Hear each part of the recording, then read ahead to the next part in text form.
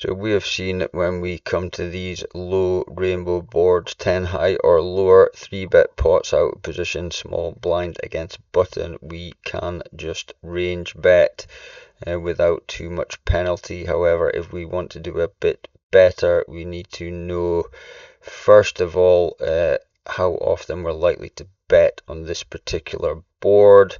Our bet frequency will always be between 60 and 100%.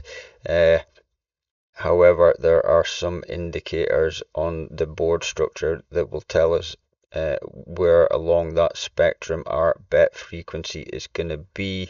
This board has actually got a bunch of negative indicators, i.e. we will bet this less frequently. The reasons for that are, first of all, the low card here is a 5. Our low card will always be a 2, 3, 4 or 5.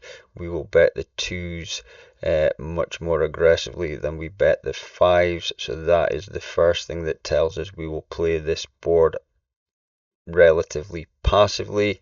The middle card is our next indicator. Middle card can be anywhere between a 3 and a 9, the 9 being the worst of the lot again, so both of these cards are our worst choices. And finally, the fact that these two cards at the top connect tells us that this board will be played relatively passively, somewhere between 60 and 70% c-bet frequency.